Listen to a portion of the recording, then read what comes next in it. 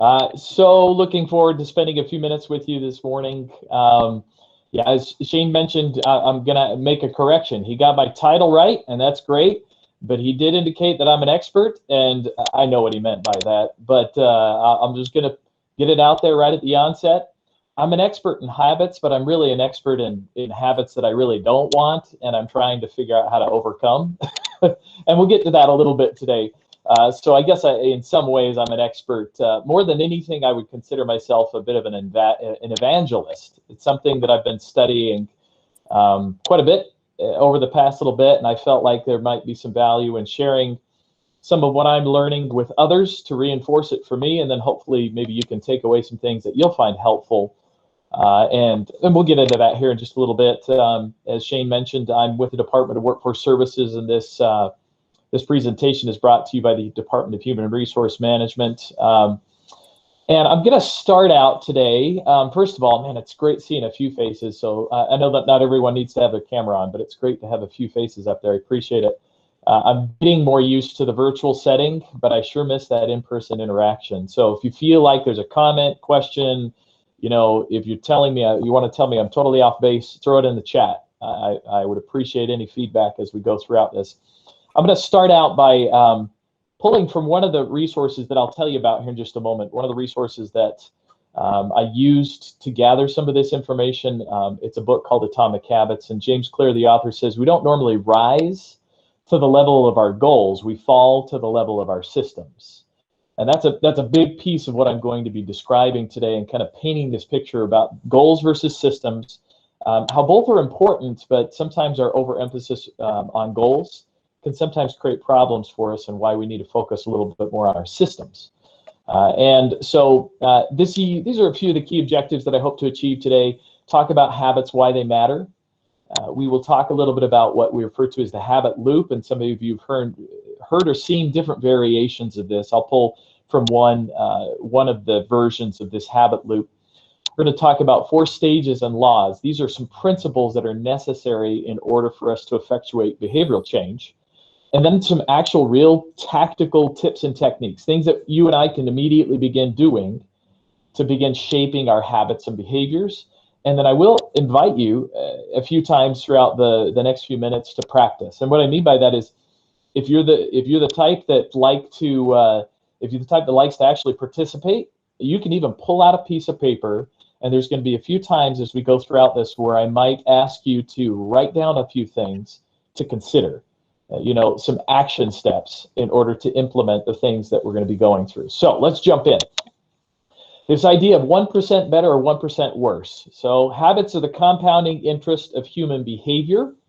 And where this comes from, I'm going to skip forward. Yeah, there we go. That's what I'm looking for. So that particular concept comes from the book in the center there called Atomic Habits. Some of you have probably already seen, and many have already read these books. I highly recommend all 3 of them. Everything that I'm sharing with you this morning is pulled from these different resources. One from Charles Duhigg. This is a great read.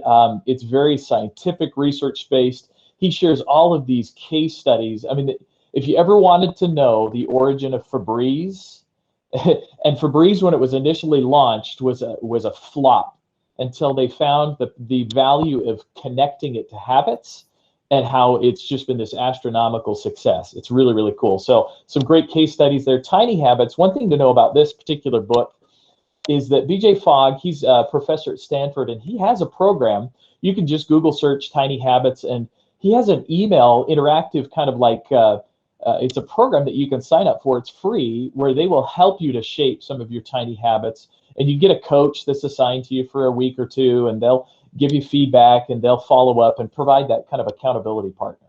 So it's a great resource. And then Atomic Habits, this is the main one that I'm going to be pulling my material from today. This was my favorite because I felt like it was so practical. There were so many just tangible things that I could pull out of it and begin practicing and implementing today. So those are the resources if you want to dig into this a little bit more. So going back to this idea of 1% better, 1% worse. In the material, there's this idea that's presented. All of us have probably seen or heard of this kind of a concept. But think if you're going to take a trip. You live in LA, you're going to take a trip to New York. That's it's a pretty long flight. Now imagine for a moment that you set your coordinates, you set all of the components in the computer to send you to New York, but for that flight, you're off by 3.5 degrees. Okay, so 3.5 degrees equates to about 7 feet. Okay, notice in the points there, that 7 feet over the extent of your trip will result in a 225-mile difference. Okay? In other words, rather than landing in New York, you're going to end up in Washington, D.C. Profound implications for such a small change, just 3.5 degrees.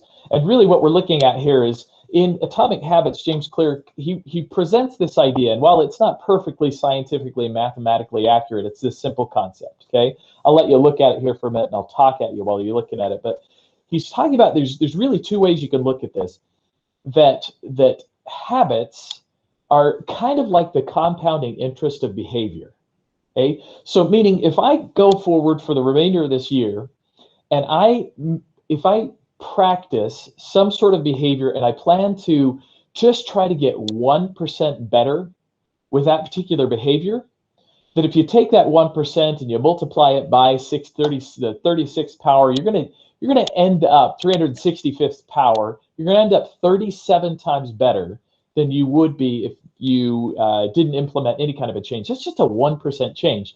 Now look at the contrast of that.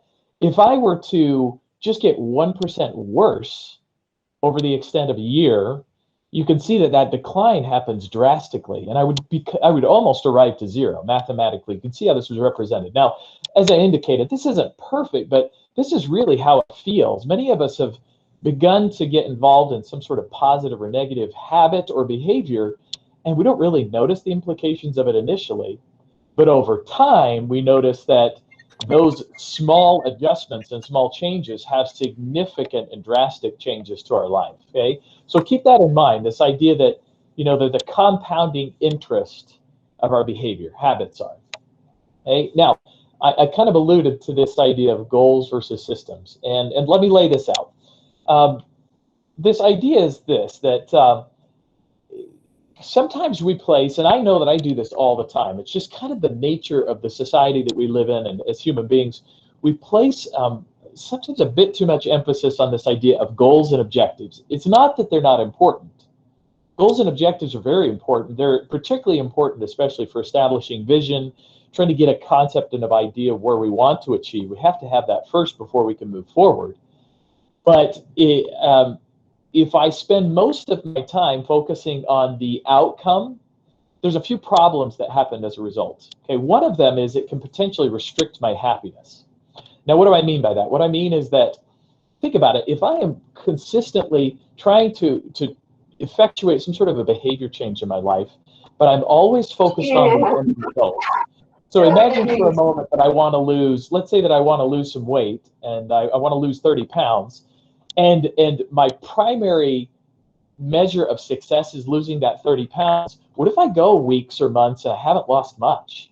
Can you see how I might find myself feeling frustrated or disappointed because I'm not achieving that goal or the outcome, okay? Now, think about it in this context. I put up a couple of examples here. Think about the Super Bowl. We got the Super Bowl coming. Imagine this for a moment. Every single team that started at the beginning of the season for the NFL, this, whether you're a sports fan or not, you can appreciate this. They all have the same goal, and the goal is to win the Super Bowl. Okay, so it's not necessarily the goal that determines the outcome. It's important to establish that up front. What determines the outcome are the small interactions and the actions and behaviors that take place all throughout the year are what end up determining whether a person achieves that outcome.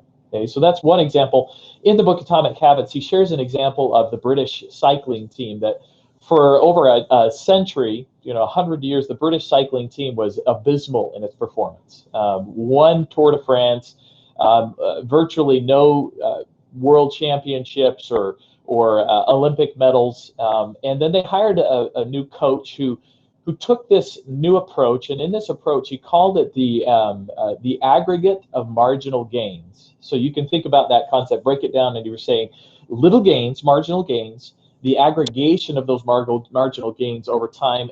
And what he planned to do when he started out is he said, if we could take this approach then we're going to find ourselves probably being able to get a sort of a championship, maybe a Tour de France in 5 years. Okay, and he was wrong. They actually achieved that goal in 2 years, and then they repeated the following year, and then they repeated the following year, and then with a different rider, and then they went on to the Olympic Games in London, and they won the vast majority of cycling medals during that period of time. Now, why and how were they capable of doing this? Because their goal was the same as every other cycling team. Well, what happened was this particular coach, what he decided to do was focus on the little things. Now, the little things that every other cycling team does, as you can imagine, but then he started focusing on some really abnormal, just different kinds of things. A couple of examples might have been, he brought in a surgeon to teach the team how to properly wash their hands. And the purpose of that was to ensure that they didn't end up getting sick. So they properly washed their hands so they didn't get sick. He would do little things like find out what was the best blanket or pillow for each rider to get the best possible night's sleep. And then they would bring that on the road with them so that they could get the best possible sleep. Just these little marginal gains or differences, and aggregated over time, they were able to accomplish these significant goals. So think about this, goals, leading versus lagging measures. One of the reasons that goals are a little deceptive is because they're a lagging measure. They come after all of the effort that we've put forth. And so sometimes it can be demotivating because we don't see those measures. Okay? Success is most often found in those systematic smaller behaviors they take over time. Okay, get a re-emphasis of this idea of compounding interest. Okay, and so think of it this way: my objective really isn't to just become run a race. So take, for instance, a marathon. Say I want to run a marathon. That's my goal. Okay. One thing that's pretty interesting and common is that people will set this lofty goal for themselves, and they go through the process of accomplishing that goal, and then afterwards they find that they're like, well, I'm going to take a break, and after a week or 2 weeks or 3 weeks, they find they're not running anymore. Okay, because their focus was more about winning the race or running the race and not becoming a runner. Okay, so through these ideas for the next few minutes, I'm gonna suggest that our goal ought not be to just win the race or run the race. It ought to be become a runner, or whatever that is. I'm not going to write a book. I'm going to become a writer. Habit is that you want to accomplish. Okay, so think about it this way: a habit is a behavior that's repeated enough times that it becomes more or less automatic. Okay, something that we really do without thinking. Each of us know that. We can appreciate that. Now, why habits? Well, there's a ton of fun research. You'll have to get the books to read about this, but really, in a sense, habits are designed, it's our brain's way of being more efficient, saving time and energy, right? It was really historically a way of self-preservation. Okay, so think of it this way: prehistoric times. If you think of Homo sapiens at that time, imagine that they're scavenging for food.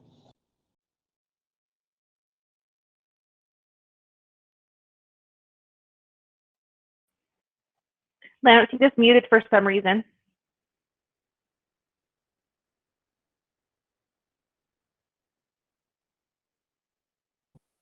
Thank you. All right. That's the dangers of putting your mouse right in front of you and it being a hand waver. I think I bumped my mouse.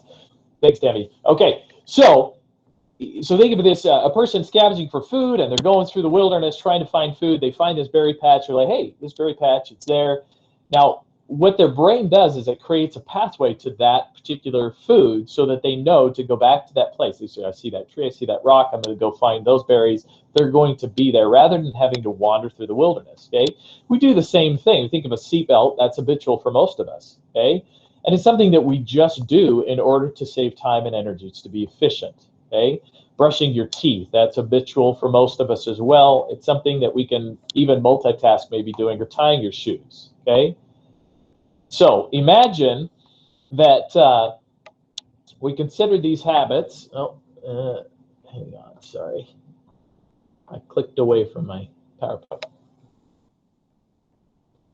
With these habits, the science shows that there's different key elements or aspects to a habit. I've seen a few different iterations of this, but here's one that I think is particularly helpful. There's really 4 elements to a habit. There's the cue, there's the craving, the response, and the reward. Okay, so the cue, of course, is something that has to occur in order to bring this to our awareness. Okay, we have to be aware of something. Take, for instance, I put on there a cup. If you're maybe a coffee drinker in the morning, you got to see the coffee cup, or have something that prompts you, or even maybe the way you feel in the morning, something that cues you to move forward, to begin to engage in that behavior. If you've got your phone in your pocket and there's a buzz, that's the cue, right? So think of any behavior or habit, and you can break it down and identify what's the cue for that. Okay, that's an important element. The next element is that of craving. Hey, this is really the motivation behind every action that we take. Okay, so this is the meaning that I assign to the cue. Okay? So meaning, what that means by that is it's the way that I interpret the cue. And that's different for each person. That's why this matters. So take, for instance, maybe there's I walk into a room and there's a pack of cigarettes. That pack of cigarettes is going to have different meaning for different people. If I've been smoking most of my life, I see that pack of cigarettes, that's a cue. And it prompts me to maybe feel a craving to want to smoke. But if I haven't ever smoked, then it's really no big deal. I can pass on. But the craving is the motivation behind the action, and it's the way that I interpret that cue. Moving on to response, this is the thing that we do, or the thought that we have. This is the actual habit itself. Okay? This is what's going to move us forward towards that reward, which is ultimately what we're pursuing. Okay? And then finally, of course, is reward. Okay? That's the end goal of each habit. This is designed to satisfy something. Okay? And this is incredibly important if you think about it, because were it not for reward, we wouldn't repeat the behavior. And that reward is what invites us to go back. When we see that cue again, we experience that craving because we've been programmed to go back for that reward, and we respond. And you can see how that cycle continues. Okay? So without cue, craving, and response, we're not going to act, but without reward, we're not going to repeat. Okay? All right. So that's an idea of this idea, the breakdown of how a habit works. Now, the reason that those four elements matter is that we can break them down and we can hack. And that's not even the right word, but we can just begin to identify each one of those elements of a habit, and we can take action with each one of them in order to change our behaviors. Okay, so here are the four laws of behavior change as it relates to habits. So first one is make it obvious, meaning what can I do to bring the cue easily to the forefront of my mind? Okay, what can I do to make it really obvious? Okay. So the second law is to make it attractive. Okay, so how can I make this a desirable act or make it irresistible? What are some things that I might be able to do to make it more attractive? Third law, make it easy. How do I remove the possible resistance or the effort needed to achieve a reward? The reality is part of the reason we don't actually move forward and make things a habit is because there's too much resistance between me and the end goal. So if I can find ways to make that process easier, okay, reduce the resistance, I find myself pursuing that reward and repeating that behavior. And then finally, how to make it satisfying. So what can I do to make the reward immediately satisfying? Okay, not something that's quite so long term, something that I can find some sort of satisfaction now. Okay, now I'm not going to spend a lot of time on this morning, but consider this for a moment. If you want more about this, you can dig into Atomic Habits. Think of the inverse of these four laws. So the inverse laws of behavior change would be what we do in order to try and break a habit. Okay, let's say I have some habit that I just really would rather not do. So what would I do? Well, think about it. First law would be make it invisible. Second, make it unattractive. Make it difficult, so increase the resistance and the number of obstacles. And then finally, find some way to make it unsatisfying. So I create as much resistance between me and the habit in order to break that. Okay, that's just a taste. You'll have to get to the material to read more about it. But all right, so we're going to dig into these four different laws, and we're going to talk about them in different stages. Now, the reason it matters is because as humans, I put in there in quotes, we're inherently lazy. I don't know if that's necessarily the right word, but we do pursue the path of least resistance oftentimes. Maybe it's because we're lazy, but I think it's mostly because we're trying to be efficient. We've got a lot that we have responsibility for, and so the more that we can create pathways, those pathways of least resistance, the more that we can accomplish, the more effective that we can be. So it's kind of like a light switch. So think of a light switch. A light switch is a breaker, and if you can flip on the switch, you increase the flow, or you create that connection where the electricity can flow to accomplish something. Flip on the light. So we have to find the right levers in our lives, and we have to flip those levers, put them in position so that our habits become almost effortless. Okay?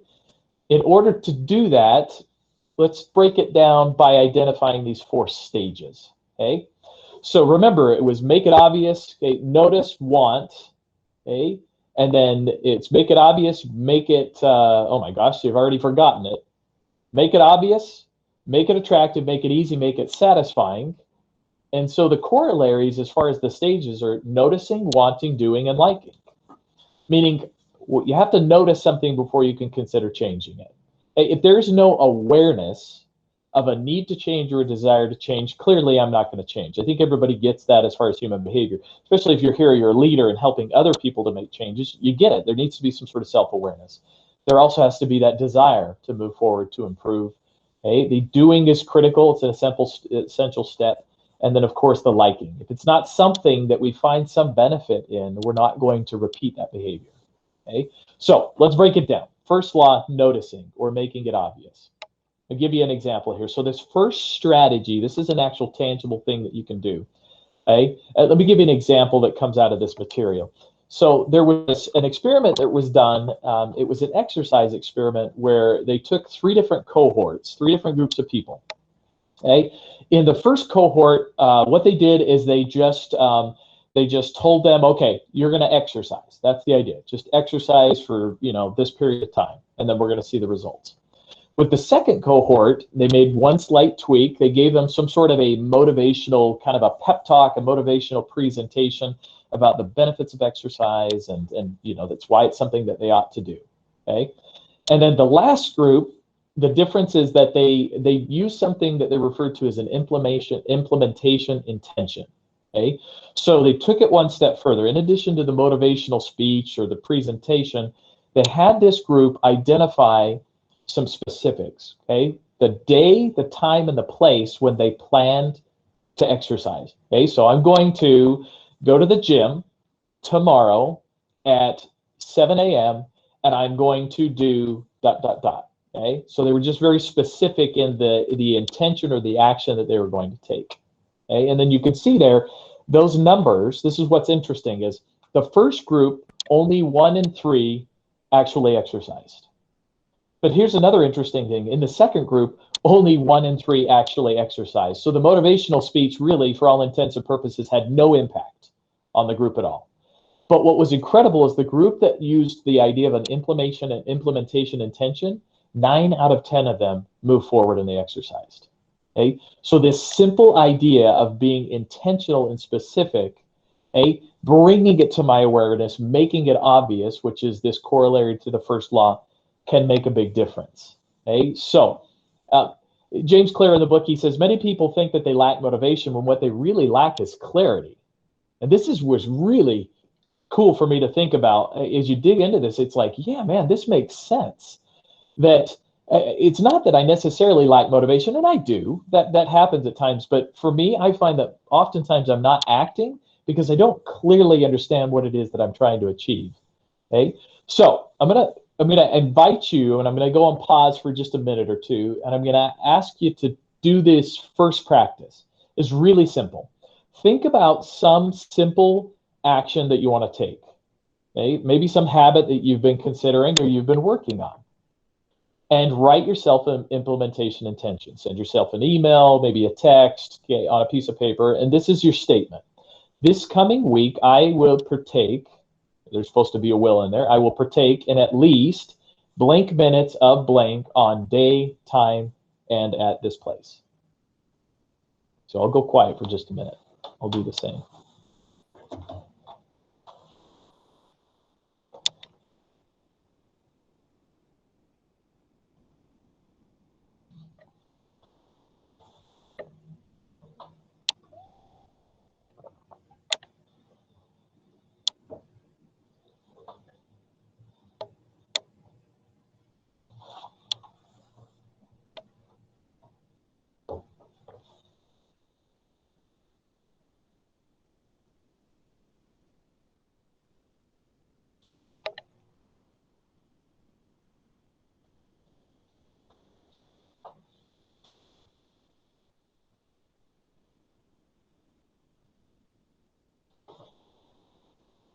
Okay, hope you've had a moment to consider that.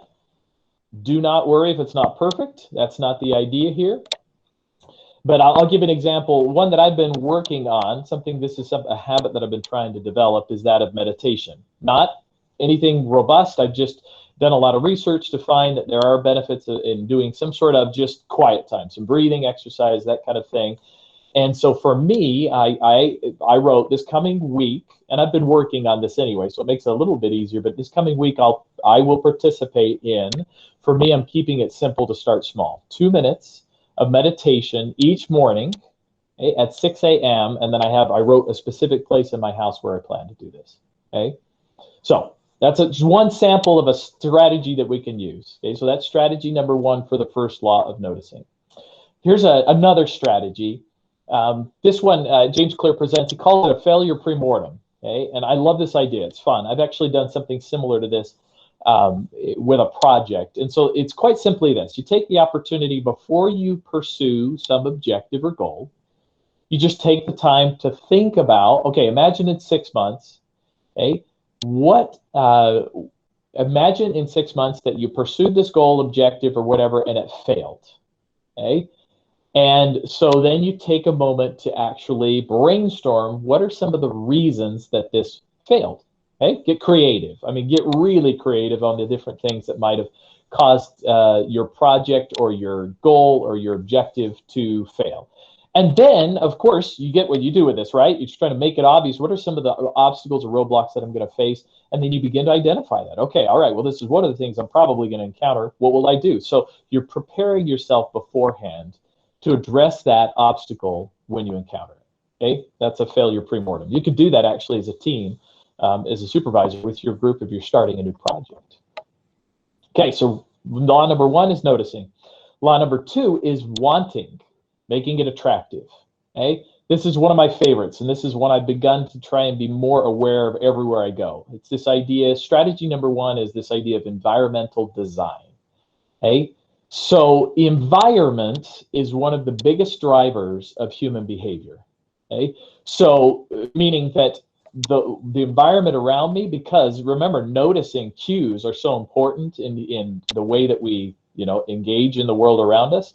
My environment is often going to trigger the way that I engage in the world around me. So there was an example that he presented, one that happened. It was a Harvard experiment at Massachusetts, easy for me to say, General Hospital, and they did a simple test in the hospital, in the cafeteria. What they wanted to do is they wanted people to they wanted them to drink less soda, drink more water, but they were going to approach this from kind of a unique way. They specifically did not talk to anybody. They didn't put up any posters, no advertisements. They really simply made two changes. The first one is that they just made, in the soda machines or in the dispensers, they made more water available. Okay, they put it kind of towards the front. And then they added a few rolling carts just around the cafeteria with some additional water. Okay? And what they found was really interesting. After the first 6 months, they found that people were drinking 25% more water with just those very minor tweaks. And what's interesting, if you were to ask the people specifically, hey, why are you drinking more water? Most of them would have been totally unaware. They would just said, oh, I just felt like it, or I just knew, I just knew that it was important for me. But just by making this one tweak to their environment, it made it available to them, brought it to their awareness, and they actually engaged with and participated in that activity. So you can do this in all different kinds of ways. There's a couple of things that I've started doing.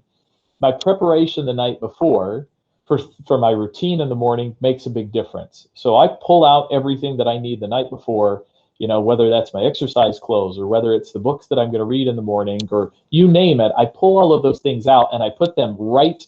It annoys my wife, but I put them out where they're right there and visible.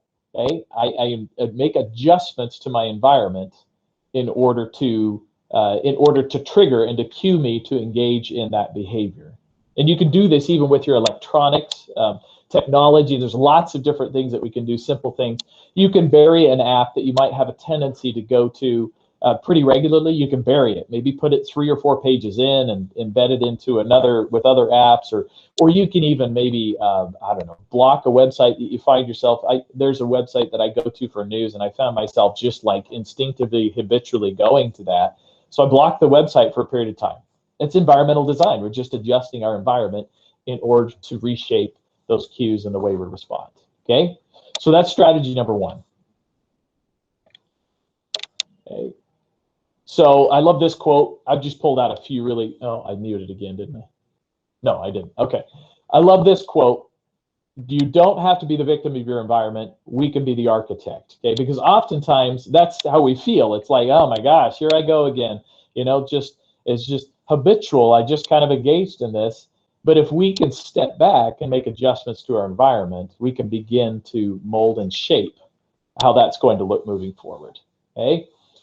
All right, so that was the second law, and the third law is doing or making it easy. Okay, so strategy number 1, or I think I only share one strategy in this one, it's just the simple power of repetition. Okay, this cannot be overstated. So there's a case study or an example of this. Jerry Ulsman, he's a photographer. He actually was a photography professor, and he would take a really common approach to his classes each semester. So what he would do is he would break the class up into 2 different groups. And with one group, their assignment was, for the remainder of the semester, I want you to just take as many pictures as you can. And he might have given them a specific number, but it was a bunch. The idea is just take as many pictures as you can, and you're going to turn in all of those pictures, okay, photos at the end of the semester. And you'll be graded on the number, the quantity of your photos. And then the other group, they were assigned one simple objective for the semester. It was, you're going to practice and theorize, and you're going to work through the semester, and you're going to find that best, like the most perfect photo that you can possibly create. Okay? And so it was really interesting is that he found that every semester the same thing happened. The best grades always came from the quantity group. Okay? And as you can imagine, it just makes sense, right? If you dig into this, so the group with quality was so focused on theorizing and preparing and wondering what might be the best photo, while the other group was just out there shooting, and they were making adjustments along the way, and they were improving based on the photos that we were taking, that always their end product ended up better.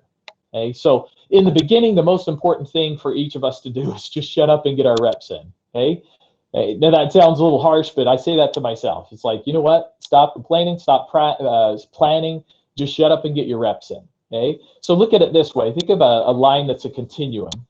Okay, so this I put on here reps, and we might immediately think of workout, but it's anything, any kind of thing that we're trying to accomplish. Okay, that a goal is really just a point in time along this spectrum of repetition. Okay, so let's use exercise for an example. You know, if I want to achieve some exercise goal, I know that I might have to do 1,000 reps for that. But somewhere along the way, I have to have an easy goal, which is 100 reps and 500 reps. So the point is, I just need to just focus on getting the reps in and stop obsessing about the end goal. And somewhere along the way, I'll find myself achieving the goals that I hope to achieve. Okay? So once again, in the beginning, all that really matters is to shut up and get your reps in. And the interesting thing is that it's about starting. Sometimes achieving our objectives is not about where we end up. It's actually just about starting each day. And we'll talk a little bit more about that. Okay, so that's the tip associated with the third law. That's our first strategy. Strategy number 2. This is one of my favorites. This is the one I've begun to use a lot. It's just called the 2-minute rule. Okay, and if you heard getting things done, okay. Getting things done concept has this idea that if you can do something in 2 minutes, just do it now. It's this process of being more effective in all that we do, especially if like you're checking email. Okay, David Allen says if you've got an email and it only takes 2 minutes, just respond to it. Don't save it for later. But it's that same concept as it relates to our habits. Okay, so think of it this way. Let's say that I do have the objective or the goal of running a marathon. That's a big objective. Okay? And it might feel overwhelming, so overwhelming that I find myself not even getting started. I can find myself, I'm a really good procrastinator. And so I find myself not getting started. So the idea is I can break just about any habit down to 2 minutes. And it sounds really silly, but think of the power of this. it's like, well, okay, in order to run a marathon, I'm going to have to at least run a half marathon. Well, that still feels too overwhelming. Well, I might have to at least run a 5K. Well, I haven't been running at all. I've been sitting on the couch all this time. Okay, well, I have to start running at least. Well, that seems pretty overwhelming too. Okay, let's start by just putting on my shoes, my running shoes each morning. Okay. Now, it doesn't mean it's going to stay there. Okay? I'm not going to stay with just putting my shoes on. And it's really easy to rationalize this away and go, well, that's dumb. That's just too simple. But the whole point is this. If I can't even master the art of getting started, I'll never master the art of finishing. So if you're struggling trying to accomplish some big objective or some habit or goal, then break it down. Find ways to do it in 2-minute chunks. So I referred to my habit of meditation. I get distracted so easily. And so for me, I am setting a timer literally. And right now I'm practicing 2 minutes because I'm like, man, I can't not do 2 minutes. That's pretty pathetic if I can't just do 2 minutes. And then I know with confidence that over time, if I find that satisfaction out of it, that I'll find that I can increase that. You can do this with everything. You can do it with exercising, journaling, reading, you name it. I put on their retirement. Think about this. Hey, each of us, most of us work for the state because we look forward to a pension and retirement. It's not really about the end goal. It is about retirement. It's about those little tweaks that we do along the way. Now, they're not 2 minutes necessarily, but there are those little tweaks that we make along the way. Okay, that's just maybe another example of what this might look like. So, one more practice, okay, because we're about to wrap up here. This practice is consider one habit that you want to develop and ask yourself, what's the smallest step that I can take to repeat with the least degree of resistance? Okay, I'm going to go quiet for 30 seconds. Write that down. How could you break that down and make it super, super simple to get it started?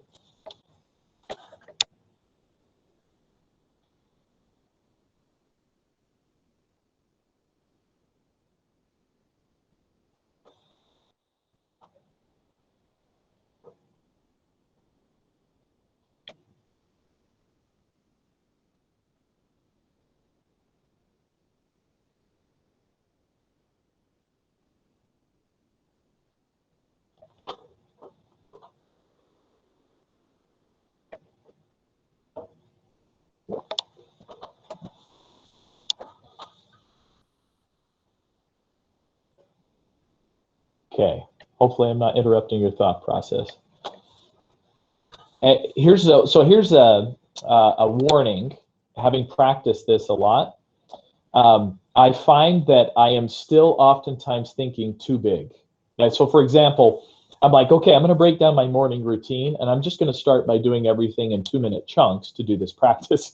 Well, so first of all, I'm like, okay, I'll do 2 minutes of this and 2 minutes of that and 2 minutes of this and 2 minutes of that. Before I knew it, I had 7 things that were 2 minutes, and that only ends up being 14 minutes, but it was just too much. Or I find myself thinking, oh, I'll just do this, but it still wasn't small enough, and there was enough resistance that I found myself not engaging in it. So first with meditation, I've been doing it for a few weeks now. And so I started out literally because I found my mind wandering, I found myself saying, okay, there's a specific chair in the house. That's the one I'm going to sit in. Okay? And I sit there only for 2 minutes. I'm just going to time myself. And once I could prove to myself, it was like I cast a vote. Okay, this is the kind of person I want to become. I want to become a person who can quiet my mind, okay, who can focus. That's who I want to become. And by doing the 2-minute rule, it's like I cast a vote, okay, for that kind of person. And I demonstrated to myself that I was capable of doing it. That's the 2-minute rule, okay? All right, and then finally, liking. And I noticed that I have an error on my PowerPoint. It should say 4th law. So the 4th law is liking, meaning making it satisfying. This is that super important step that if we don't find some way to make it satisfying, we're not going to repeat the behavior, and it will never become a habit, okay? So once again, the only reason we repeat behaviors is because there's some sort of reward. That is even true for habits that are not as productive, what we might consider bad habits. We repeat them because in the moment there is some sort of a reward, okay? And I even wrote that here on the slide deck. You can see it. It says, this is one of the challenges, this challenge between good versus bad habits, and I'm using that in air quotes, just productive and less productive habits. Think about this. Good habits, they have delayed rewards, but they oftentimes have immediate costs.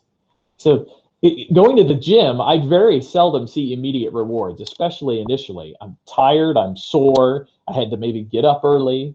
So there's an immediate cost, and the reward may not come for weeks and sometimes months. before I start seeing whatever it is, losing weight, feeling better. Okay, so that's one of the challenges that we face, whereas bad habits oftentimes have immediate rewards. Okay, the donut that I would get in high school every single day after class, man, that tasted so good. Okay, but the delayed cost, of course, is what it's going to do to me over time. Okay, after weeks and months of eating that donut every single morning, you can see how that's going to be problematic. So I have to find some way to enjoy it in the moment. There's got to be some sort of short-term feedback that I need to create in order to almost in a way trick myself to wanting to repeat that. Okay, so think of it this way. He gives an example. I love this example. It's something that each of us can do. I'll give you show you how I've done this a couple different ways. He called it the Seinfeld Strategy. So Brad Isaac is another comedian, and he shared this experience of where he met Jerry Seinfeld backstage one time during one of his routines, and he asked him, "Hey, say, what's the secret to becoming a good comedian?" And Jerry Seinfeld said, "Here, let me give you a few tips." Okay, he says, "Good comedians write every day." Okay, and he says, "So what you need to do is you need to make sure that you're writing at least one joke every single day. So get yourself a wall calendar or some other tool." But he told him a wall calendar. And he says, every single day you're going to write a joke, and once you've written that joke, you cross it off on the wall calendar. Okay. Now, many of us have done something like this before, but there's a couple of twists to this that I think are really important. He says, at the beginning, it's not about necessarily becoming a better comedian. That's important. We want to consider becoming that new identity. But at the beginning, it's about not breaking the chain. So once you get that kind of repeated behavior over time, you might have some false starts initially. That's okay. But once you start seeing that chain, my objective now becomes not to break the chain. And there is inherent value in that. I find myself getting excited about being able to continue the chain of having written a joke or whatever it is that I do every single day. And especially if I've broken it down into those simple behaviors, that's something I can do every day. And so I find joy, satisfaction, I find reward in continuing to keep the chain going. Okay. Now, one other tip related to this is this idea of never miss twice. Now, it undoubtedly, the reason most of us have failed with developing good habits is because we make a mistake or whatever. We just don't follow through one day and we go, oh, wow, okay, well, I've fallen off the wagon and what's the point, right? But if I can commit to myself that I'm just going to not miss twice, two things happen. First of all, psychologically, I can get right back on. It's not that big of a deal. Number two, think about this. If I did an entire year of a specific behavior and I missed every other day, I still will have completed that particular behavior or habit 50% of the time. It's a powerful thing to think about. So even if I commit to myself to never miss twice, I'm still going to be 50% better or even more so than had I just fallen off the wagon and not continued. Okay, so those are the two things. Don't break the chain. If you happen to miss a day, never miss twice. Okay, and then this idea that even the top performers will not do something every single day. Okay, the top performers are the ones who are willing to get back up and to begin again. Okay, those who are most successful are just those who are willing to start again, even if they fall off. Okay, I love that idea. So that's the fourth law. Don't be deceived. Don't be deceived by my slide deck that's incorrect. Fourth law, which is liking or making it satisfying. Okay, so think about this. One more question before we wrap up. Identify how you will plan to track your 2-minute behavior. So you identified the 2-minute behavior. What will you do to make that process easier? I have a notebook, and in my notebook, I actually track it. Okay, but I also have another method that I'm practicing with. There's an app. There's lots of free apps out there that you can use, and the apps are even more exciting. I say exciting, I use that kind of like, I'm kind of geeking out on this, but they have chimes and little things that pop up and they congratulate you for having accomplished your habit. But think about how you're going to track it. I'll give you like 20 seconds.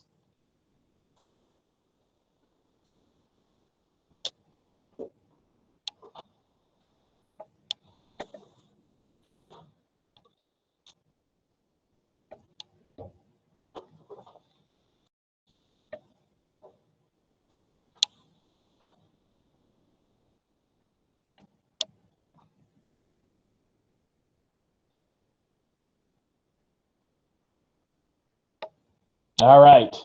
Okay. So hopefully you've committed to yourself something simple that you can do to track that.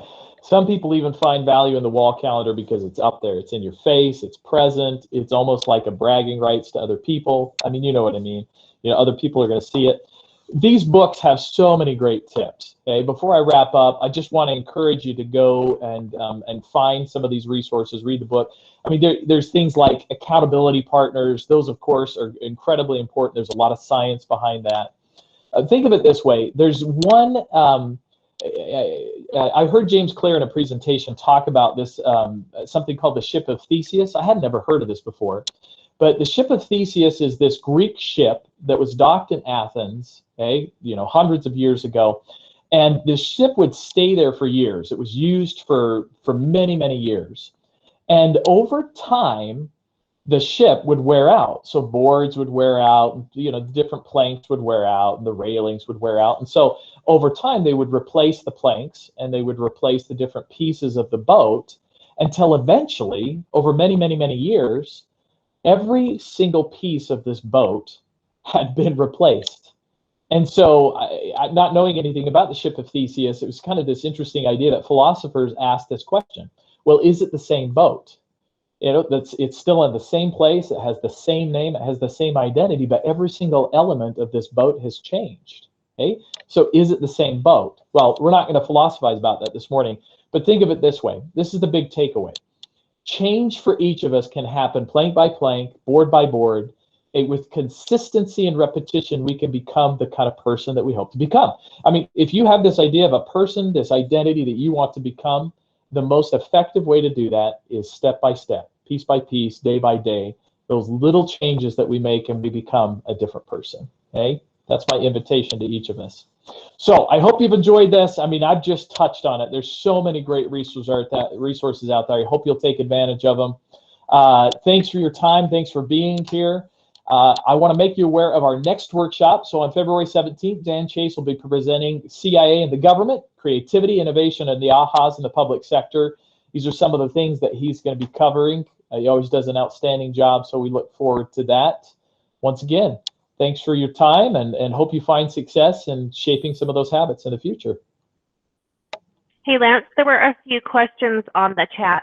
Yes. That people were asking, and I like the one about the apps. Very good. You know what I'll do? I'll craft a little message and include my PowerPoint in it, and then I'll send that to Shane and Shane or Rich, and they can send it out to everybody. Is that all right? That sounds great. Thank you so much. Perfect. Okay. Thanks, everybody.